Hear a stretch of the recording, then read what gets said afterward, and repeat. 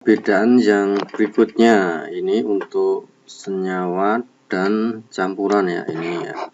Untuk senyawa yang ini berarti ya, ini yang campuran. Nah, bedanya kalau senyawa perbandingannya massa unsur-unsur penyusunnya selalu tetap.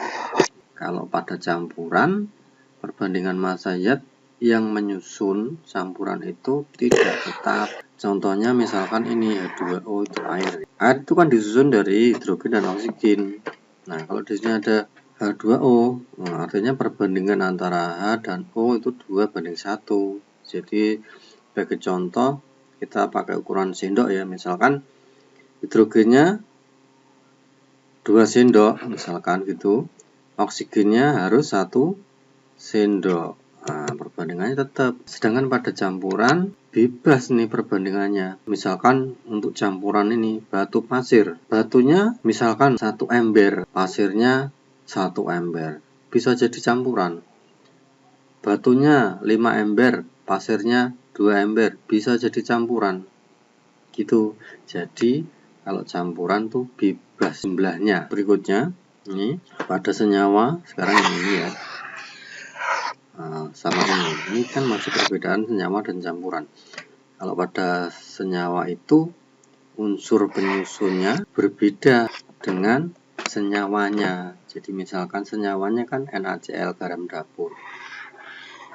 Garam dapur itu berbeda sifatnya dengan unsur yang menyusun garam dapur. Yang menyusun garam dapur itu kan natrium sama Cl, klor ya. Natrium itu kan logam, klor itu gas, jadi sifatnya berbeda dengan garam.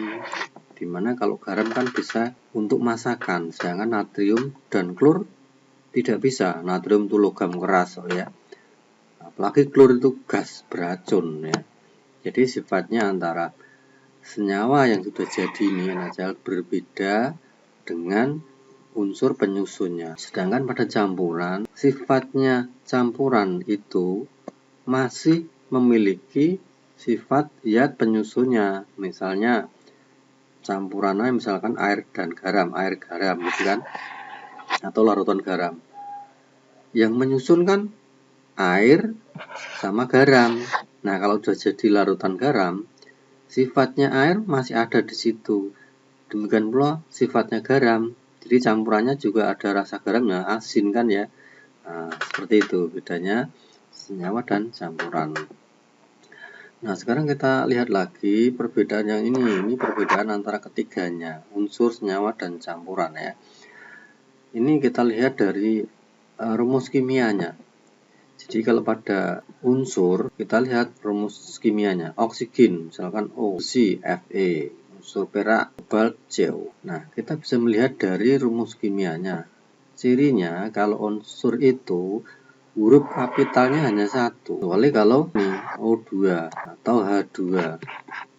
Ini huruf kapitalnya 2 ya. Ini senyawa hidrogen, senyawa oksigen. Nah, 2 kan O2, O-nya 2 kali. Hanya 2 kali, jadi H besarnya 2 kali. Nah, seperti ini juga yang sedangkan yang senyawa kita lihat.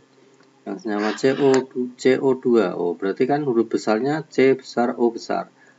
2SO4, nah H-nya besar, S-nya besar, O-nya besar. NaCl, N-nya besar, C-nya besar. Jadi itu ya cirinya bisa dilihat dari rumus kimianya. Jadi kalau misalkan nanti kita lihat ada contoh seperti ini, CO sama CO kecil. Nah kan kita bisa bedakan.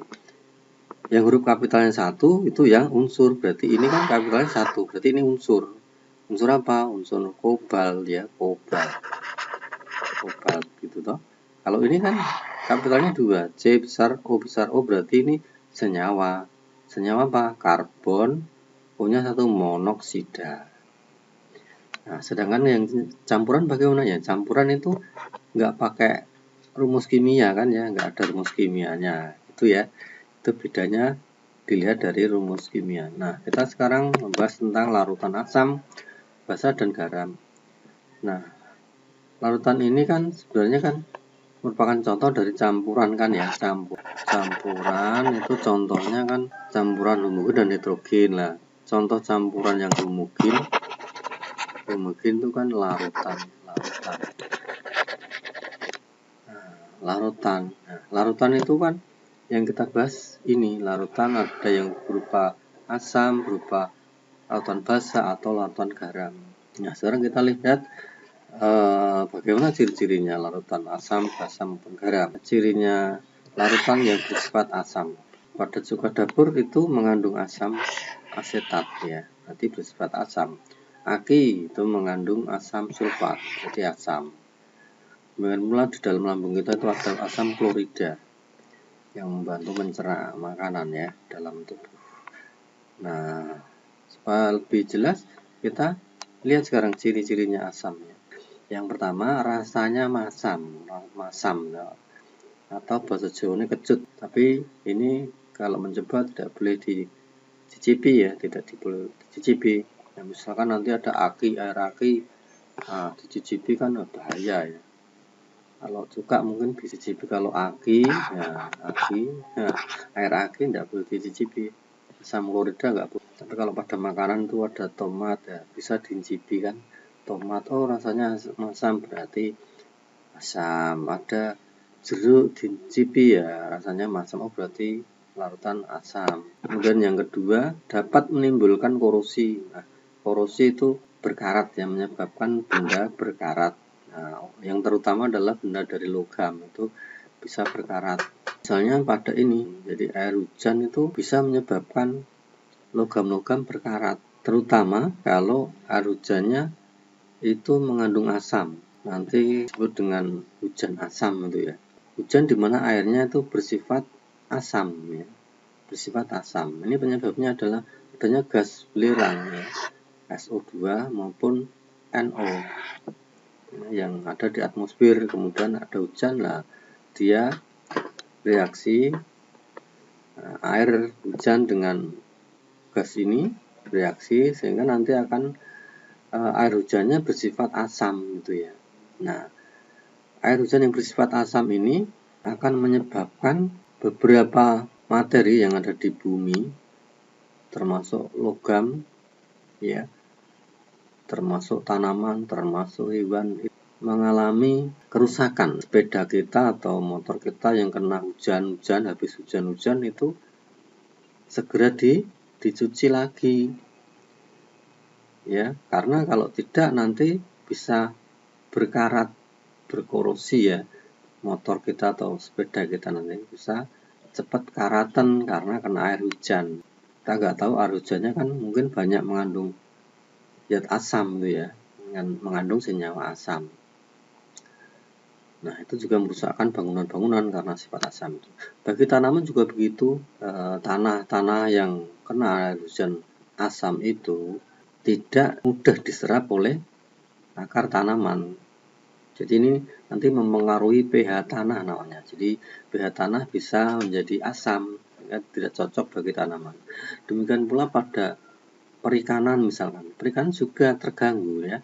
Jadi air yang asam ini menyebabkan ikan tidak nyaman. Nah, dari mana tadi gas-gas belerang maupun nitrogen oksida tadi? Nah, itu asalnya kan dari pembakaran ya, pembakaran minyak bumi ya. Pembakaran minyak bumi itu ya pembakaran yang ada di industri-industri yang menggunakan minyak bumi bahan bakarnya, maupun dari kendaraan bermotor kan dari bahan bakar minyak bumi, dari bensin atau yang lain ya. Jadi besi misalkan ya, contoh lagi ya ini ya, besi kalau kena air yang mengandung asam itu menyebabkan besi cepat karatan ya, cepat berkorosi ya. Nah, itu contoh akibat adanya larutan asam. Yang ke C ya sekarang, cirinya mengubah kertas lakmus biru menjadi merah. Nanti kita tambah sekalian ya 4 ya. D ya. Nah, untuk yang C dulu, mengubah kertas lakmus merah menjadi biru menjadi merah.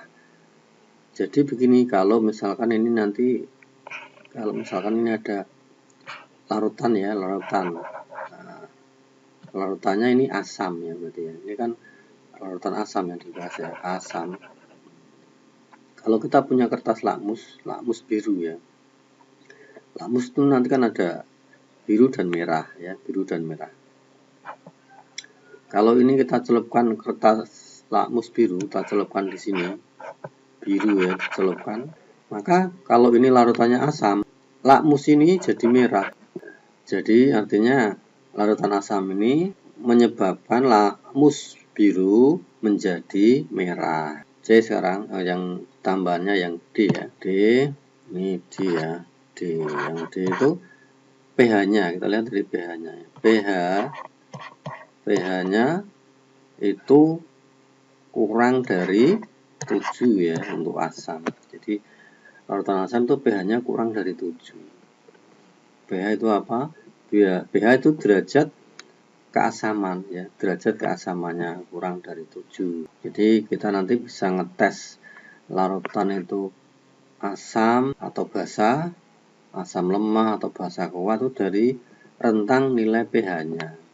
Jadi kita bisa juga ngetes ini keasaman dari larutan ini menggunakan alat ya, alat namanya pH meter. pH meter ya, ada di pH meter dicelupkan ke sini, nanti di sini ada skala angka yang menunjukkan berapa pH-nya gitu ya. Kalau asam ya biasanya pH-nya antara 0 sampai 7 ya, kurang dari 7. Itu kalau asam. Sekarang yang basa ya, larutan yang basa, cirinya ini yang A adalah mempunyai rasa agak pahit, getir, pahit gitu ya. Nah, tuh. Di sini dicontohkan apa toh yang pahit? Nah, ini di sini ada contohnya, ada sabun mandi, sabun cuci, sampo, pasta gigi, obat mah, pupuk, ya, dolomit, kapur, semen, itu jadi yang bersifat basa. Gosok gigi itu pasta gigi kan kadang terasa pahit. Kemudian yang B contohnya ada cirinya adalah terasa licin di kulit. Nah, licin sabun mandi, sabun cuci kan licin di kulit ya. Nah, ini bisa menyebabkan merusak kulit ya, merusak kulit atau bersifat kaustik namanya. Kaustik itu merusak kulit. Jadi tangan kita kalau dipakai untuk mencuci lama-lama jadi pada terkelupas ya kulit arinya. Demikian pula ketika orang kerja di bangunan itu ya, kena semen, ya, kena kapur, itu merusak kulit ya, kulit kaki, kulit tangannya pada terkelupas kulit arinya. Itu karena itu basa itu ya bersifat kaustik dan licin ya, tentunya licin tadi. Jadi kalau licin berarti sifatnya basa. Oke, yang C sekarang mengubah kertas lakmus merah menjadi biru, lah kebalikan tadi. Jadi nanti kalau ada larutan, kemudian kita punya lakmus merah, ya lakmus merah. Begini ya, kita celupkan ke sini, kemudian merah, celupkan. Nah kalau ini larutannya basah, maka nanti lakmusnya ini akan berubah warnanya jadi biru, jadi biru. Gini ya. Itu. Nah, sekarang yang D itu apanya? pH-nya. pH-nya berapa? pH-nya itu berkisar lebih dari 7, kurang dari 14 ya. Jadi pH-nya nanti kalau ditulis ya, ini 7, ini lebih besar dari, ini pH-nya di sini ya, ini lebih kecil dari 14 lah ya, pokoknya itu antara 7 sampai 14 ya pH-nya. Nah, jadi pH itu kan rentangnya 1 sampai 0 sampai 14 ya. Nah, kalau 7 ke bawah itu asam, 7 ke atas itu basa gitu ya. Nah, ini juga bisa dites pakai pH meter. Sekarang banyak alat-alat pengukur pH itu ya, pH meter yang digital ya, digital. tinggal dicolok dicelupkan sini, nanti akan menunjukkan angkanya di sini berapa. pH-nya, kalau pH-nya kok di atas 7, berarti ini basa, kalau di bawah 7 berarti asam. Itu ya caranya. Oke.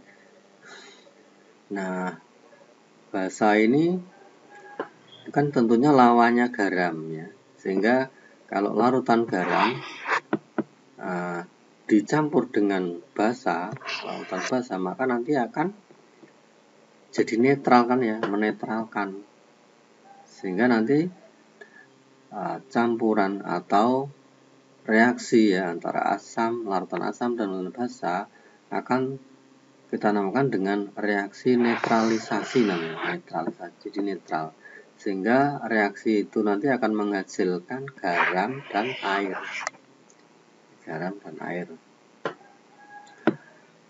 Nah, penggunaannya basa nanti bisa digunakan untuk obat penderita MAH ya. Jadi penderita MAH itu ketika asam lambungnya naik gitu kan, maka dikasih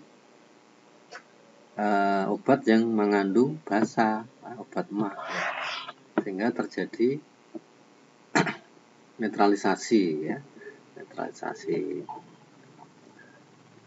Kemudian pengobatan yang lain juga ini untuk pengobatan sengatan serangga misalkan kan ya, kemudian untuk perlindungan kerusakan gigi, kemudian untuk pengolahan tanah pertanian. Jadi tanah pertanian tadi kan kalau kena hujan asam menyebabkan tanahnya bersifat asam. Nah, itu tidak baik untuk tanaman, maka tanah itu kadang-kadang terus kemudian dikasih kapur ya, kapur. Nah, contohnya kapur dolomit itu kan ya. Nah, itu untuk membuat pH-nya naik lagi ya, tidak terlalu asam gitu ya. Nah, sekarang larutan garam sebenarnya ini kok indikator dulu larutan garamnya di mana? Larutan garamnya di bawah larutan garam. Ya nggak apa-apa, kita ke ini dulu indikator sekarang. Atau ke garam dulu biar urut ya, dari asam, basa, kemudian garam. Lah, garam sekarang. Larutan garam.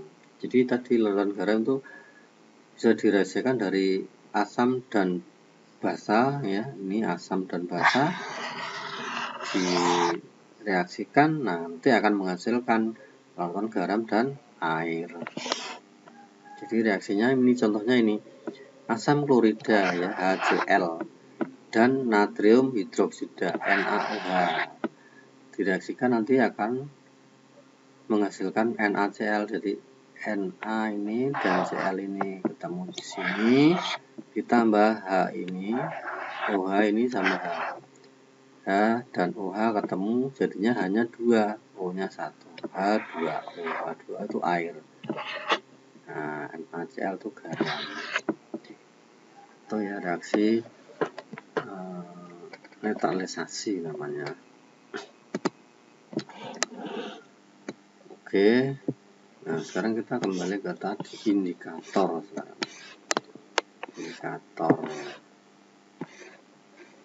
Indikator itu apa? Kalau indikator ya, di sini kita bahasnya adalah indikator asam basa. Indikator itu tanda-tanda, indikasi ya. Nah, jadi kita bisa mengindikasikan atau membedakan asam dan basa menggunakan alat namanya indikator, alat penanda ya, alat penanda. Ini asam atau basa. Nah, alatnya itu bisa berupa alami ya, indikator alami, ada juga indikator buatan. Indikator yang alami itu bisa dari tumbuh-tumbuhan ya, misalkan ini kunyit, bunga mawar, kobis ya, kobis merah, kobis ungu, kemudian kembang sepatu. Nah, kemudian yang dari kunyit, ekstrak kunyit. Ekstrak kunyit itu sari-sarinya kunyit ya. Kunyit itu yang kundir itu loh ya bahasa Jawanya. Ini apa? Nah, begini. Kalau misalkan ini ada larutan gitu, larutan ya, kita belum tahu ini asam atau basa. Nah, kemudian kalau kita punya ekstrak kunyit, kemudian ekstrak kunyitnya diteteskan gini aja, oleh gampangnya ya dimasukkan sini ke larutan ini. Nah, kalau ternyata warnanya kuning cerah, ada larutan itu warnanya jadi kuning cerah. Nah, berarti apa? Berarti larutan itu bersifat asam. Nah, jadi kalau ini kuning cerah AC ya, berarti larutannya adalah asam. Nah, itu maksudnya. Kemudian kalau ini ternyata dicelupi kunyit kok, larutan ini ya dicelupi kunyit, warnanya kok menjadi jingga, ini ya, jingga. Nah, maka ini artinya larutannya adalah basa. Itu maksudnya. Jadi kita bisa menggunakan kunyit ini untuk ngetes apakah itu larutan asam atau basa. Kalau kita celupi kunyit kok warnanya jadi kuning cerah, oh berarti itu larutan asam. Kalau warnanya kok jingga, nah berarti itu adalah larutan basa. Itu kalau pada kunyit. Kalau pada pakainya kubis atau kol merah, ini kol merah. Nah, ini mengandung antosianin tuh sifat warna ya, warna biru apa kalau nggak salah ya. Antosianin tuh warna apa? Nah, ini bersifat akan berwarna merah. Jadi larutan kalau kemudian dikasih ini tadi ya, kol merah ini ya, ekstrak atau apa?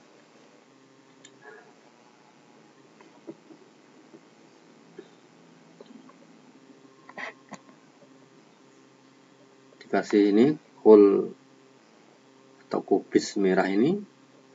Nah, kalau ternyata warnanya setelah dikasih itu warnanya kok jadi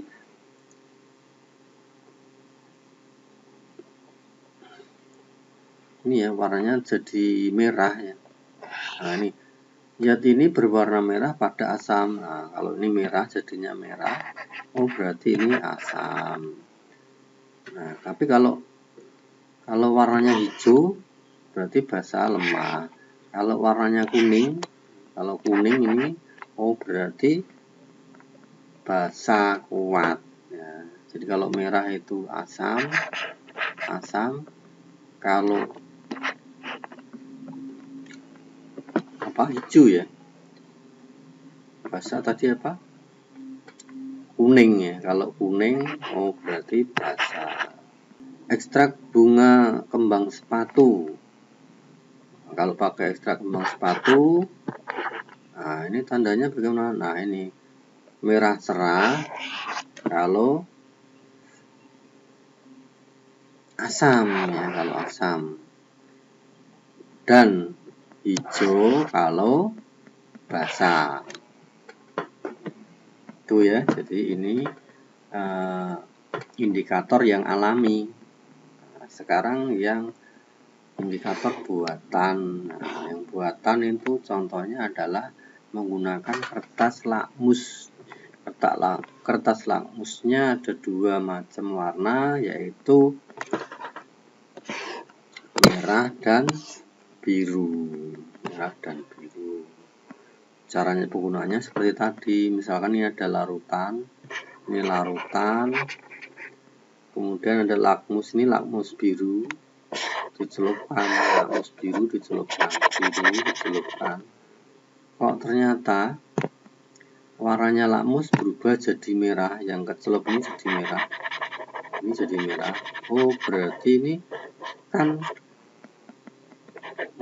berubah lakmus biru menjadi merah. Oh, berarti ini larutannya asam. Dia ada M-nya itu asam tuh ya. Kalau yang ini merubah lakmus merah jadi biru. Oh, biru berarti basa. Menjadi biru berarti menjadi basa. Ini basa. Itu ya. Itu pakai indikator. Nah, sekarang sudah ada pakai pH meter juga ada. Kalau pH meter kan langsung angka. Diteliti berarti ya. Kalau ini kan hanya warnanya biru berarti basa, tapi kan tidak tahu ukurannya, basanya kuat apa lemah, nah, seberapa tentang nilainya. Tapi kalau pakai langsung pakai alatnya pH meter langsung ditunjukkan berapa pH-nya. Nah, misalkan pH-nya 10 berarti basa. Nah kan pH-nya 8 berarti basa lemah. Kalau pH-nya 12 berarti basa kuat. Sama saja larutan asam, kalau pH-nya kok 1 apa 2 berarti asam lemah. Tapi kalau pH-nya misalkan 6, 6,5 berarti asam kuat. Itu caranya. Oke, sekarang sudah kita lewati campuran hidrogen. Di depan tadi sudah diterangkan tentang campuran hidrogen, yaitu campuran di mana zat-zat yang terlarut, nah, zat-zat yang menyusun campuran itu masih kelihatan ya. Kalau larutan kan zat penyusunnya sudah tidak bisa dibedakan, sudah menjadi satu. Misalkan larutan gula, itu kan sudah jadi satu, gula dan larut dan airnya sudah bercampur, tidak bisa dipisah-pisah. Tapi kalau yang campuran hidrogen itu masih bisa dipisah-pisah, masih kelihatan. Misalkan ini tadi mencampur pasir dan air, pasirnya masih kelihatan. Nah, itu campuran heterogen ya, pasir dan air itu campuran heterogen karena masih kelihatan pasirnya. Beda dengan tadi larutan garam larutan garam atau larutan gula. Gulanya sudah tidak bisa dipisah-pisah. Mungkin ya. Oke, berarti itu. Kemudian terusnya ini masih bedanya tadi ya, unsur senyawa campuran sudah dijelaskan di depan tadi. Sekarang cara memisahkan campuran. Cara memisahkan campuran ada beberapa cara. Di sini dirangkumkan dengan cara filtrasi, sentrifugasi, sublimasi, kromatografi, distilasi. Jadi campuran itu kan masih bisa dipisahkan secara fisik ya, secara fisik ini misalnya, tidak secara kimiawi tapi secara fisik. Nah, caranya misahkan itu beberapa cara di sini diterangkan nanti. Contohnya sekarang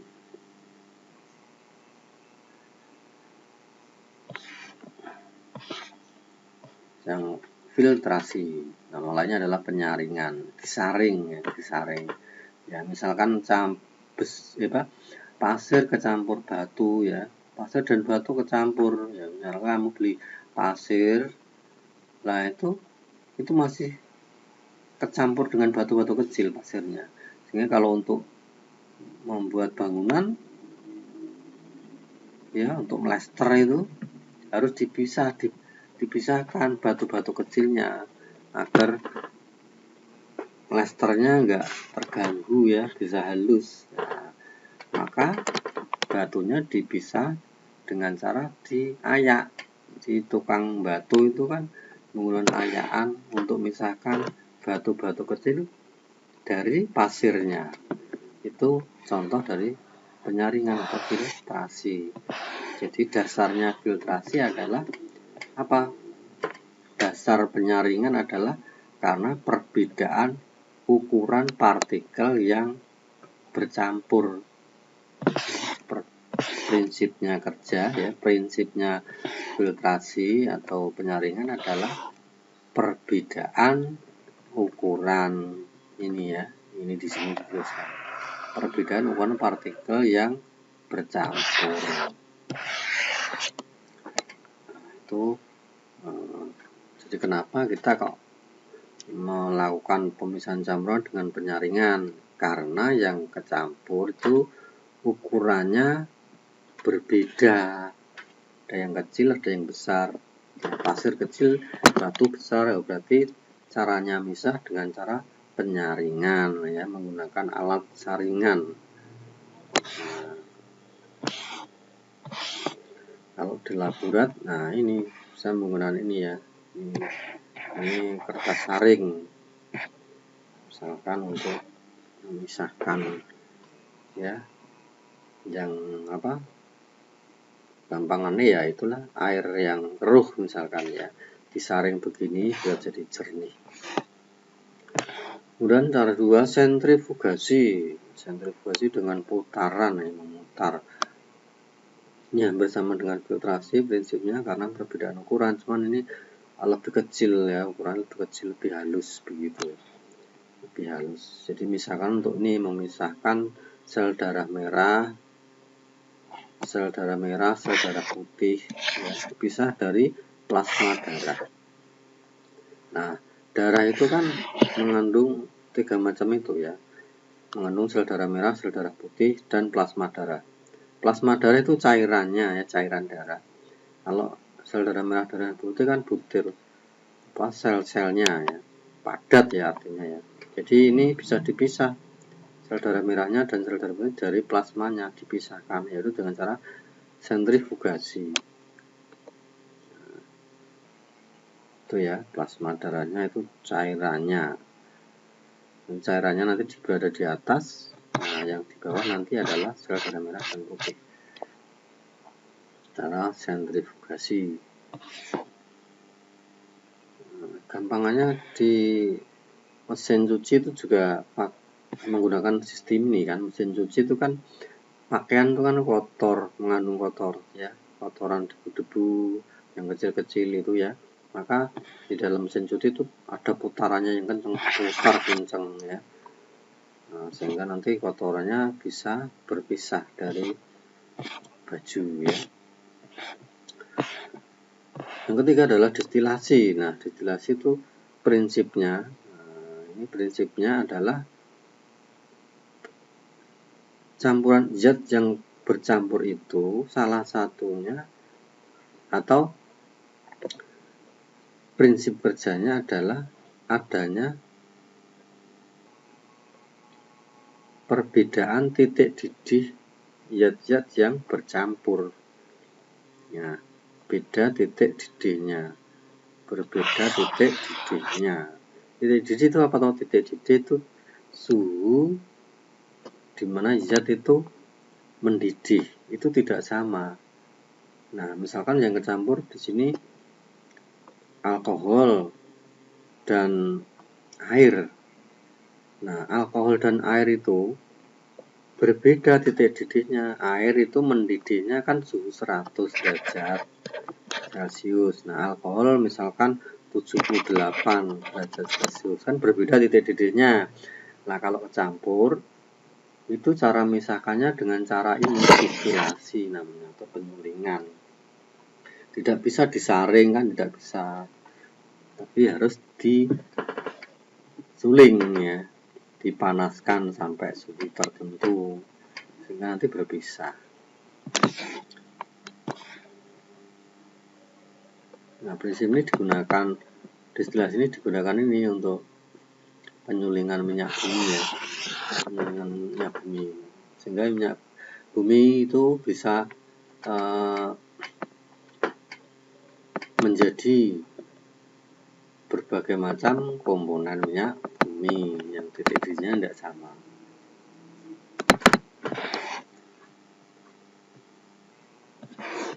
Ini contoh mati. Ini contoh ya, contoh destilasinya. Ini yang kecampur alkohol dan air. Alkohol dan air kecampur, kemudian kita akan memisahkan ya. Caranya ya destilasi ya. Cara kerjanya menggunakan ini ya, menggunakan alat seperti ini. Ini alat destilasi. Prinsipnya begini. Jadi ini di sini yang kecampur di sini ya, air dan alkohol dipanaskan. Ini dipanaskan. Kalau dipanaskan ini akan suhunya naik terus. Nah, kalau sudah sampai titik didihnya berarti yang kecil dulu kan, yang 78 ya, yang alkohol 78. Nah, kalau suhunya sudah 78, maka alkoholnya kan akan mendidih kan, sudah sampai titik didihnya mendidih, menguap ke sana, kemudian lewat sini ya, lewat sini. Nah, lewat di sini. Nah, di sini ada apa ya, cair yang dingin ya, tentunya ya, cairnya dingin melewati sini ya, di luarnya tabung. Sedangkan uapnya tadi lewat di tengah. Nah, di luarnya ini dikelilingi oleh air yang dingin. Nah, air dingin nanti tujuannya apa? Untuk mengembunkan uap alkohol tadi ya. Uap alkohol tadi kalau berada di dalam lingkungan yang dingin akan mengembun sehingga nanti akan menjadi titik-titik air ya, titik-titik alkohol ya, netes di sini. Jadilah di sini alkoholnya kumpul di sini. Nah, ketika suhunya sudah 78 ini dibatasi jangan sampai 100. Nah, ini dibatasi menggunakan termometer. Di sini ada termometer untuk membatasi suhunya. Kenapa kok jangan sampai 100? Karena kalau sampai 100 derajat nanti airnya ikut menguap ya, ikut mendidih. Nanti kalau airnya mendidih jadi uap, nanti kecampur lagi di sini. Nah, maka jangan sampai suhunya 100. Itu ya, dikasih termometer. Berarti ini apinya diurangi atau disingkirkan dulu ya. Seperti itu caranya.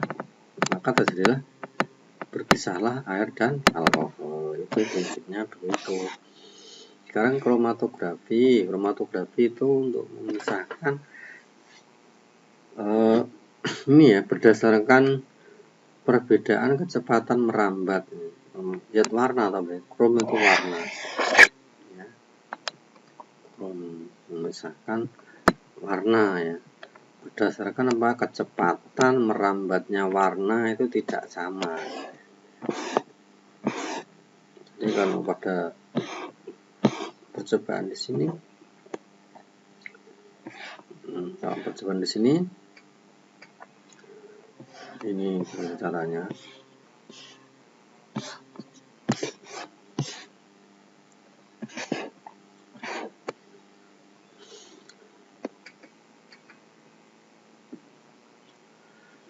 Satu, buat kelompok. Dua, gambar satu garis dengan menggunakan pensil pada kertas kromatografi seperti kertas saring. Jadi kertas saring itu toh, kemudian suatu garis dengan menggunakan pensil, ini digaris pakai pensil. Lihat begitu. Kemudian beri tanda titik dengan menggunakan spidol hitam pada garis pensil tersebut.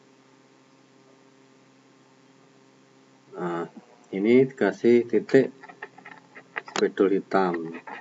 Kemudian apalagi? Kasih titik lagi, tapi menggunakan spidol lain ya, warna merah atau apa di sini. Kasih warna apa, biru, spidol apa, warna hijau, misalkan begitu ya.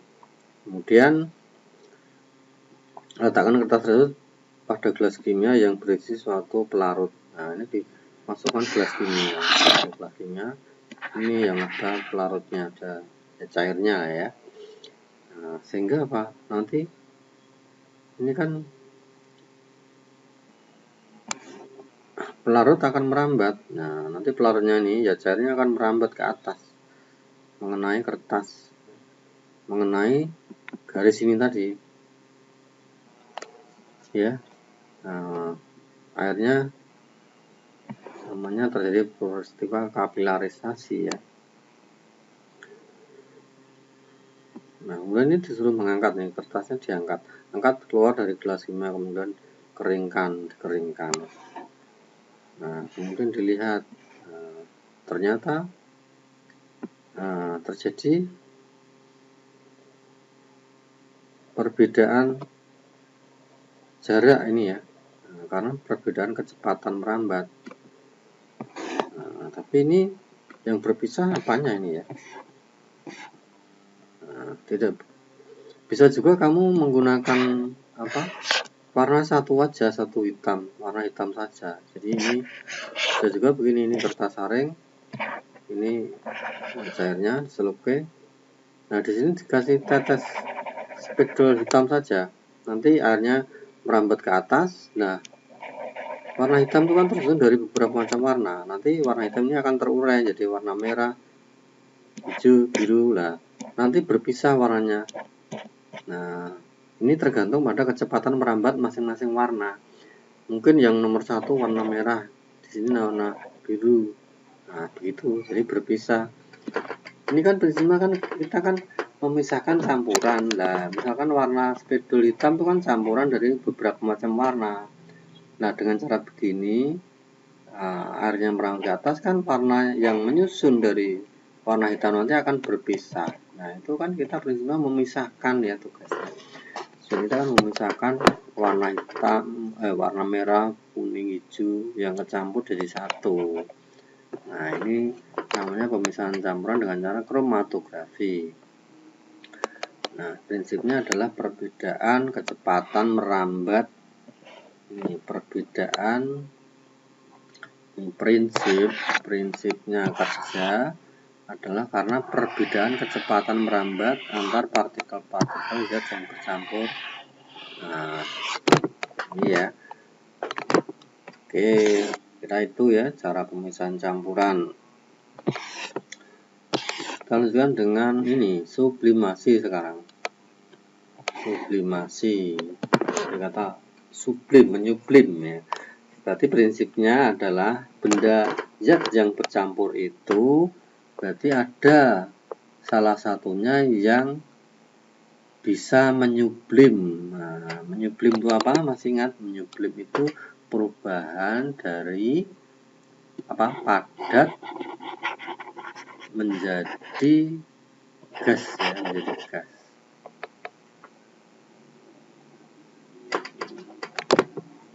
Misalkan apa? Kamper atau kapur barus ya. Kamper atau kapur barus.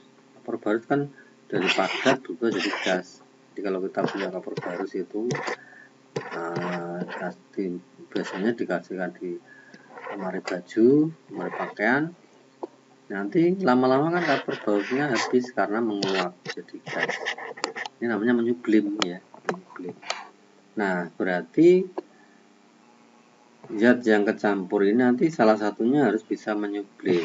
Nah misalkan kita punya kamper atau kapur barus yang kecil-kecil ya, yang lembut ya, tentunya sudah jadi serbuk ya, kecampur dengan pasir misalkan ya, campur dengan pasir, maka harus dipisahkan dengan cara sublimasi. Nah caranya begini, menggunakan perangkat seperti ini ya. Ini harus panasi. Jadi kita pakai wadah ini wadah yang kecampur di sini ya, yang kecampur dengan pasir dan kamper tadi ya. Nah, kamper.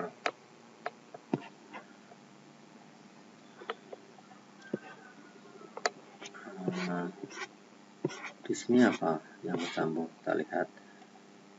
Ini yang kecampur nih, iodin dengan garam. Nah ini iodin dengan garam yang kecampur ya. Yang gampang yaitu ya, kalau yang kita kenal itu kapur barus. Nah, kapur barus kecampur dengan ini, dengan pasir ya misalkan di sini. Kalau kita panasi, tentunya nanti yang menguap kan kapur barusnya, menguap ya, menguap kapur barusnya, menguap. Kemudian di sini ini apa toh ini adalah wadah seperti ini ya. Kemudian atasnya dikasih es batu ya, es batu. Es batu ini fungsinya untuk apa? Untuk seperti yang tadi waktu penyulingan, yaitu untuk mengembunkan uap atau menyublimkan uap. Ini kan uap. Uap ini kalau kedinginan, kalau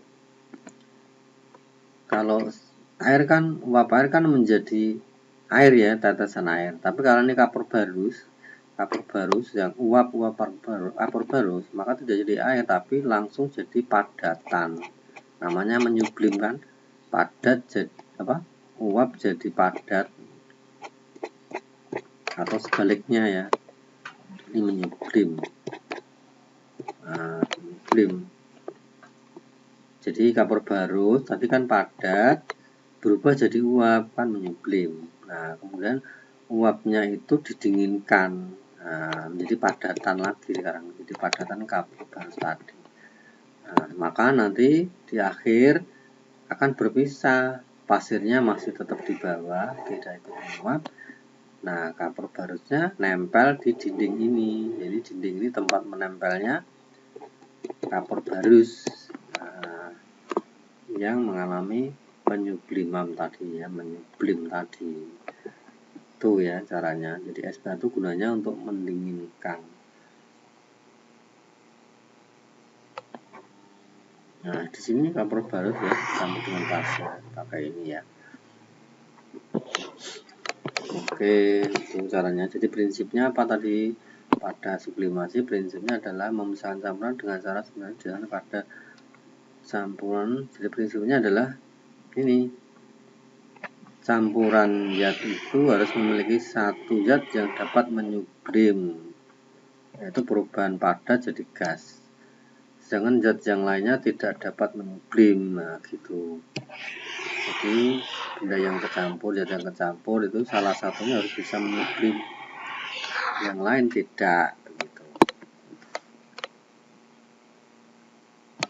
Oke, sekarang benda-benda yang dapat mengalami perubahan.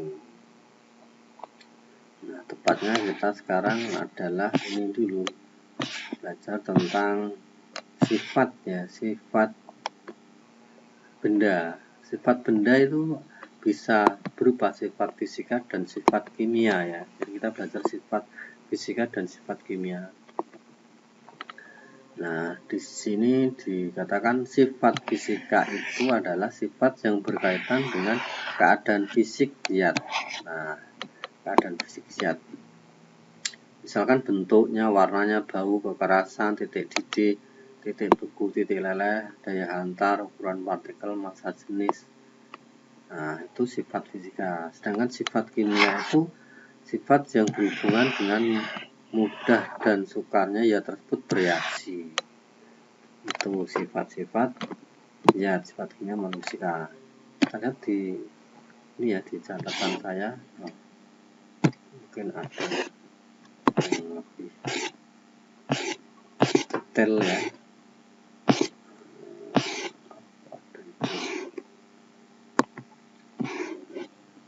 Tadi sampai. Nah, ini di sini ya. Sifat fisika dan sifat kimia. Jadi contoh sifat fisik itu ini, kerapatan atau massa jenis, titik didih, titik beku, warna, kelarutan, daya hantar, bau, rasa, dan sebagainya. Sedangkan sifat kimia itu ini hubungannya dengan mudah terbakar, kemudian mudah berkarat. Ini hubungannya dengan kimia ya, sifat kimia. Mudah membusuk, mudah melapuk, meledak, bersifat racun, bersifat asam, bersifat basa, kereaktifan, kestabilan, ya, keterbakaran ya tadi ini. Nah, ini sifat-sifat yang masuk dalam golongan sifat kimia tuh yang ini ya. Nah, jadi kalau zat kok mudah terbakar berarti sifat kimia, mudah berkarat berarti sifat kimia. Kalau yang sifat fisika yang ini ya, daya hantar listrik, titik beku itu sifat fisika. Oke, kembali dulu. Kita lihat apa yang kemudian ini ya. Oh, ini sekarang ada sisipan ini tentang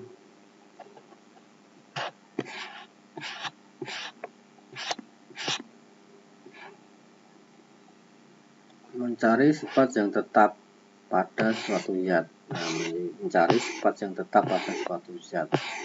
Zat itu yang tetap apanya atau gitu maksudnya.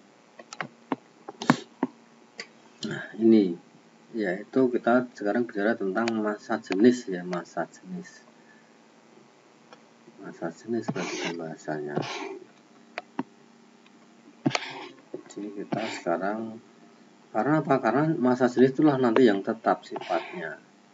Nah, maksudnya begini. Kalau ada sepotong besi ya, sepotong besi itu punya massa jenis. Nah, setiap zat unsur itu punya massa jenis yang tertentu, khas ya, tidak disamai zat lain. Nah, di sini contohnya ya. Ini kita mencari sifat yang tetap pada zat. Misalkan hidrogen, massa jenisnya 0,09. Nah, kemudian oksigen, massa jenisnya 1,3. Gabus 240, alkohol 790, minyak 800, kemudian es 920, air 1000. Dan seterusnya. Ternyata yang paling besar massa jenisnya itu emas. Emas itu besar sekali massa jenisnya. Disusul raksa ya. Nah, massa jenis itu apa toh? Massa jenis itu massa per volume. Massa jenis itu massa per volume. Ini ya. Massa jenis itu lambangnya Rho, massa M, volume V. Rumusnya ini. Jadi kita bisa mencari massa jenis suatu zat.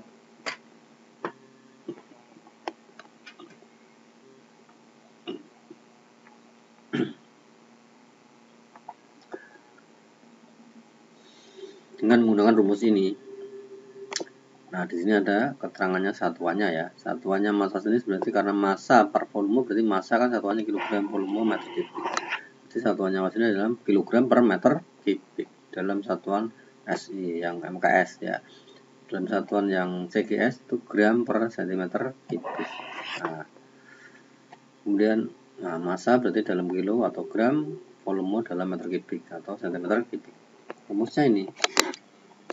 Sehingga nanti kalau kita menemukan suatu benda atau logam, nah, kita menemukan logam atau benda ya, kita tidak tahu itu benda apa, logam apa, zat apa, maka kita bisa mencari dengan menggunakan menghitung massa jenisnya ya. Nah, kita menemukan logam, sekarang kita buat pemecahannya ya. Nah, ini. Jadi caranya logam yang kita temukan tadi, kita tadi menemukan ya, tadi kita kan tidak tahu ini logam apa, besi apa, emas apa, perak apa, aluminium. Nah, caranya kita ukur, kita cari massa jenisnya, Rho-nya kita cari menggunakan rumus Rho sama dengan massa bagi volumenya ya. Massa dengan cara apa? Ditimbang ya. Volume dengan cara diukur volumenya menggunakan ini. Kan ini bentuknya tidak teratur. Ini bentuknya tidak teratur, nggak bisa diukur volumenya pakai penggaris. Nah, kalau kubus atau balok ya bisa diukur panjang berapa, lebar berapa ya. Nanti sisi kali sisi kan volumenya. Tapi kalau ini tidak teratur bentuknya, harus dimasukkan ke gelas ukur namanya. Nah, caranya begini. Ini gelas ukurnya awalnya dikasih air dulu ya, dikasih air pada posisi berapa lah ya, misalkan posisi 60 misalkan, awalnya 60. Kemudian ini dimasukkan, logamnya dimasukkan. Kalau ini dimasukkan, yang terjadi apa? Airnya kan akan naik kan ya, mungkin ketambahan logam ya, ketambahan ini ya, maka airnya naik. Nah, sekarang kan ketinggiannya berubah, awalnya tadi 60, sekarang jadi 100. Maka berarti batunya berapa volumenya? Nah, tentunya tadi yang awal 60 itu kan volume air. 50. Sekarang ketambahan batu, ketambahan logam ini menjadi 100. Oh, berarti logam ini volumenya yang jelas ya 100 dikurangi 60 ya. 60 jadinya 40. Maka ketemulah volumenya ini adalah 40. Ya, 40 apa nih? Mililiter di sini ada mili. 40 mililiter. Volumenya sudah ya. Sekarang masanya, caranya gimana masanya? Ya ditimbang menggunakan anak timbangan, menggunakan timbangan ya. Timbangan tentunya. Timbangan yang apa? Timbangan neraca Tegalengan ya bisa, timbangan yang otomatis itu juga bisa ya, yang digital lah ya. Nanti ketemu masanya. Sehingga massa dibagi volumenya ketemu angka, misalkan ketemunya ini ya, misalkan ternyata masanya ini sekian. Nah, maka sekarang dibagi massa dibagi volumenya. Nah, misalkan massa dibagi volume ketemunya misalkan 13,6 ya kilogram per meter kubik misalkan. Atau kan pakai gram ya. Kalau pakai gram berarti ya ini ya ini pakai gram ya, sudah sampai gram nih ya, 13,6 gram per cm kubik. Nah, jadi kemudian kita cocokkan dengan data tadi ya, data ini. Oh, ternyata 13,6 di sini. Nah, ini yang satuan gram kan di sini. Ini kan satuannya yang gram per cm kubik. Oh, berarti ketemu di sini. Nah, berarti ini apa? Oh, ini berarti raksa. Berarti yang kita temukan tadi raksa. Nah, tapi kalau raksa sebenarnya tidak ya. Raksa itu kalau pada suhu kamar kan bentuknya cair ya. Ini kan contoh, misalkan loh ya. Nah, berarti ya yang kita temukan adalah raksa gitu ya. Kalau ini satuannya ya, kalau satuannya kilogram per meter kubik ini, kalau satuannya gram per centimeter kubik itu ini 13. Ini 13.600. Nah, kok bisa kilogram malah besar, gram malah kecil? Nah, iya kan kita memperhatikan bawahnya saja juga, pernya kan per meter kubik, ini pernya kan per centimeter kubik gitu kan. Ini kan sudah dipelajari waktu sudah dipelajari belum ini di kelas 7 waktu besaran dan satuan sudah ada atau caranya merubah satuan kilogram per meter kubik menjadi gram per centimeter kubik ya, sudah dipelajari. Nah, itu ya, jadi satuan ini dan satuan itu sama nilai angkanya dan ini sama ya, karena satuannya yang berbeda. Oke, itu massa jenis ya. Kalau di rangkuman saya juga ada tadi ya, di atas tadi yang tak lewati tadi. Nah, ini tadi caranya massa jenis. Nah, ini caranya, ini cara yang mengukur volumenya. Nah, yang ini mengukur massanya. Oke, kita lihat.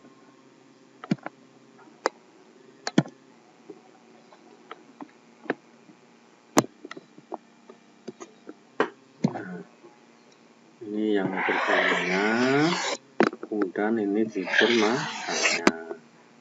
Nah, ini telah ketemu kan ini. Massanya 158, volumenya ini 50 kurangi 30. Nah, ini bagi ini ketemunya 7,9 gram per mililiter. Kalau jadikan kilogram per meter kubik ini 7.900. Gampangnya dikalikan 1000 lah ya. Gram per mililiter dijadikan kilogram per meter kubik itu dikalikan 1000. Jadinya 7.900 ya.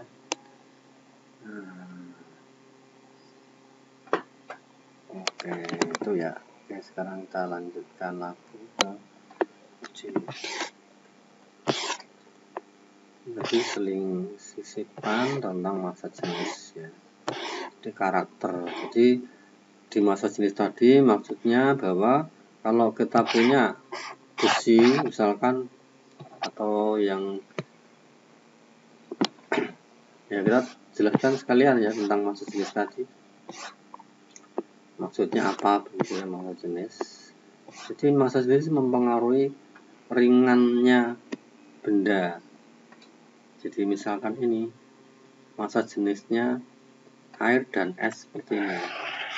Ini kan massa jenisnya air 1000, es 920. Ini artinya kalau kita punya wadah diisi air, kemudian tambahkan es, nanti esnya kan lebih kecil, berarti nanti di atas posisinya terapung-apung esnya, ya. Nah, kemudian misalkan air ini dikasih minyak, maka minyak kan 800. Nah, posisinya minyak nanti di atas, tidak menyatu dengan air. Jadi yang lebih kecil massa jenisnya posisinya di atas. Itu maksudnya. Kalau misalkan air ini dicemplungi besi, ini besi kan 7.900. Sedangkan air 1000. Wah, berarti kalau dimasukkan ke dalam air sini, besinya mesti di bawah, tenggelam. Ini ya hubungannya dengan massa jenis. Yang paling ringan ini hidrogen tuh ringan sekali 0,09. Sehingga kalau ini untuk balon hidrogen ya. Di balon udara itu yang terbuat dari hidrogen diisi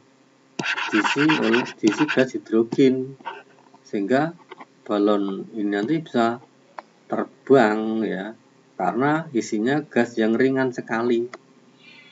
Hidrogen itu ringan sehingga balon udara isinya gas hidrogen. Oke, itu ya hubungannya dengan dan massa jenis ini sifatnya tetap, pada zat itu tetap nggak berubah. Kalau kaca massa jenisnya ya ini. Kalau ada lebihnya misalkan 2620 misalkan, oh berarti ini kacanya sudah tidak murni, sudah kecampur debu, macam-macam mungkin ya. Ada yang nempel, mungkin ada besi nempel di kaca, jadinya naik ini ya. Jadi kalau kita punya sepotong besi, misalkan sekian ya massa jenisnya ya. Ini kan massa jenisnya 7.900. Kalau misalkan besinya dipotong jadi dua begini, maka ini massa jenisnya berapa? Ya tetap 7.900. Yang ini 7.900, semuanya 7.900. Jadi sekecil apapun massa jenisnya tetap. Jadi besi yang sekian ini, kecil sekali ini, massa jenisnya tetap 7.900, enggak terus berkurang. Jadi kalau massa jenis besi 7.900, kemudian besinya dipotong jadi 4, berapa massa jenisnya sekarang? Ya tetap massa jenis itu karakternya ya tetap sama 7.900 itu ya maksudnya. Oke, kita lanjutkan sekarang.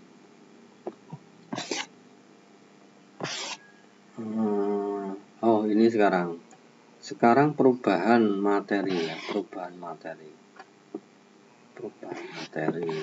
Jadi tadi kan sifat fisik ya, kita sudah sampaikan tadi ya, sifat fisika.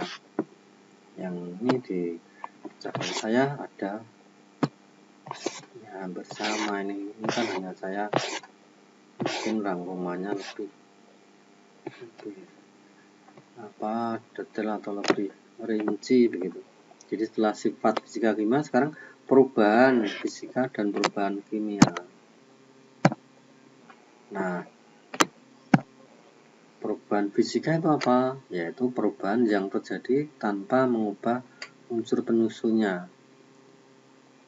Yang perubahan kimia, perubahan pada materi yang menghasilkan zat baru yang berbeda sifat dengan zat semula. Nah, ini ya, jadi perubahan kimia itu perubahan yang menghasilkan zat baru. Kalau fisika itu tidak menghasilkan zat baru.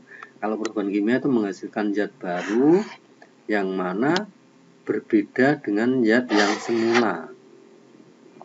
Ya, contohnya telur yang membusuk. Nah, sudah zatnya baru, sudah berbau ya. Kembang api yang dibakar kan sudah berubah. Yang gampang itu ya kertas dibakar. Nah, semula kertas dibakar jadi arang, ya dari abu jadi abu, sudah berbeda sekali, menghasilkan zat baru. Nah, besi berkarat, nah, menghasilkan karat. Perubahan kimia karena pembakaran ya, peragian. Jadi cirinya yang perubahan kimia itu ada tadi ya, pelapukan itu ya, pelapukan ya, hasil-hasil pelapukan, hasil-hasil pembakaran. Nah, ini. Kemudian yang perubahan fisika berarti tidak menghasilkan zat yang baru. Itu misalkan peristiwa membeku, mendidih air, dimasukkan kulkas, membeku menjadi es, batu. Nah, itu perubahan fisika. Karena bisa kembali menjadi air lagi, ya, tidak menghasilkan zat baru, masih sama air, cuman bentuknya aja yang jadi padat, jadi uap. Nah, itu tidak ada zat barunya. Contoh-contohnya ini ya, perubahan bentuk beras ditumbuk, kan ukurannya yang berubah, tapi susunan zatnya, kimianya kan masih sama. Kayu dibuat kursi, meja, itu perubahan fisiknya.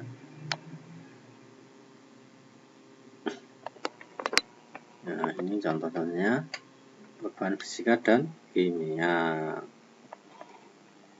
Kemudian perbedaannya di sini ya, perbedaan perubahan fisika dan kimia. Ini kalau perubahan fisika itu tidak terbentuk zat baru, kalau pada kimia terbentuk zat baru. Sifat zat asalnya, pada perubahan ini zat asalnya masih ada. Kayu dibuat jadi kursi, kayunya masih ada ya, kayunya ya. Kalau pada perubahan kimia hilang sifat zat barunya, hilang, terbentuk sifat baru. Ya, terbentuk sifat baru. Kemudian yang ketiga, perubahannya sementara dapat kembali menjadi zat asal. Nah, ini perubahannya sementara saja sifatnya, bisa kembali lagi jadi zat asal. Kalau ini perubahannya kekal, tidak bisa kembali ke semula ya, tidak bisa menjadi zat semula. Ya, tadi misalkan telur sudah membusuk, nggak bisa jadi telur yang normal lagi kan, seperti itu. Kertas dibakar jadi abu, nggak bisa jadi kertas lagi, sudah kekal menjadi zat baru, zatnya jadi arang tadi ya, abu, beda lagi, sudah beda dengan kertas. Perubahan energinya, kalau ini tidak selalu disertai perubahan energi, kalau ini selalu ada perubahan energi ya. Itu perbedaannya yang perubahan fisika dan kimia. Kita buka lagi bukunya, paketnya. Ini contohnya. Nah, ini ada nasi menjadi beras jadi nasi. Ini sudah baru ya. Kalau ini kan kandungan airnya mungkin kurang, ini kandungan airnya sudah banyak. Jadi ini sudah bisa jadi lagi beras. Oh, berarti ini perubahan kimia. Nah, ada lagi misalkan kedelai jadi tempe, itu sudah tidak jadi, bisa jadi kedelai lagi, berarti perubahan kimia. Proses peragian, pelapukan, pembusukan, itu pembakaran itu hubungan dengan perubahan kimia ya, istrinya itu. Nah, pokoknya kata-kata bereaksi, pembakaran, pembusukan, pelapukan, itu masuknya perubahan kimia. Nah, ini tadi perubahan fisika, perubahan kimia. Nah,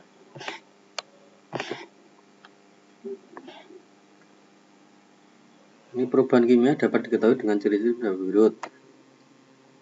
Nah, ini sebenarnya reaksi ya, reaksi kimia itu cirinya ini ya. Jadi terjadi reaksi kimia apa tidak,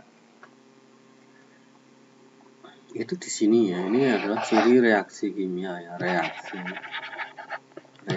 kimia. Jadi reaksi kimia terjadi atau tidak, ini bisa ini. Cirinya terjadi reaksi kimia tuh nih, terbentuk gas, terbentuk endapan, terjadi perubahan warna, terjadi perubahan suhu. Ini sebenarnya ciri reaksi kimia ya.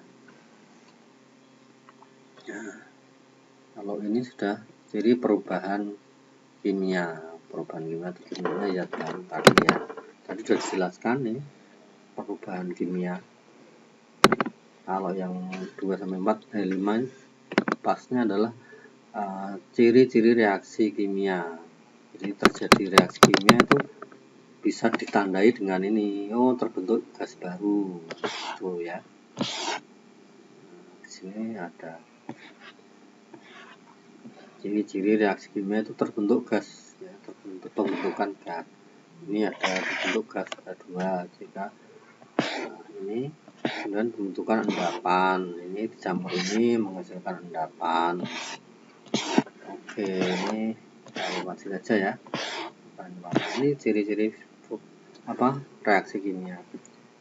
Nah, kalau ini perubahan perbedaan fisika dan kimia tadi sudah diterangkan ya.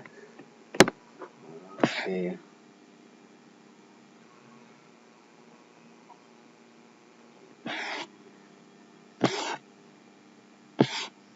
Perubahan.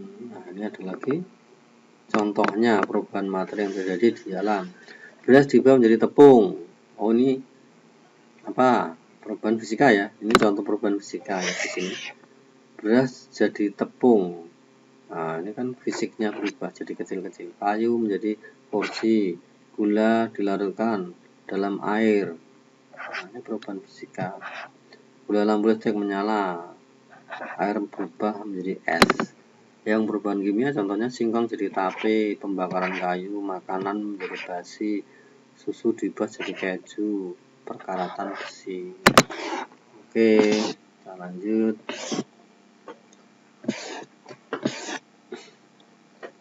Uji kompetensi sekarang. Golongkan. Nah, ini ya. Golongkan ya di bawah ini menjadi dengan cara centang. Gula unsur apa senyawa? Senyawa ya, karena punya rumus kimia. Kemudian air senyawa, emas unsur, seng unsur, tinta campuran ya, campuran, samsuka senyawa, besi unsur, arang itu karbon berarti unsur, sirup itu larutan campuran ya, campuran. Udara campuran. Udara itu kan terdiri dari macam-macam dalam udara ya, ada nitrogen, ada oksigen, ada karbon dioksida. Garam dapur senyawa ya, NaCl. Sabun senyawa. Nah, senyawa itu jawabannya. Lanjut. Nomor 2, di rumahmu ditemukan berbagai jenis larutan, contoh sirup, dapur dan sebagainya. Bagaimana kamu dapat menentukan larutan tersebut masuk ke dalam larutan asam atau basa? Bagaimana kita tahu? Yaitu dengan menggunakan apa?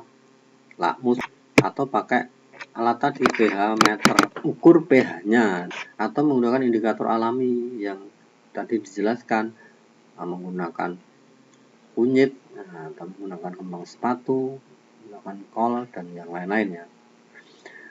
Yang ketiga, lakukan identifikasi 5 jenis campuran yang sering dijumpai di lingkungan sekitarmu.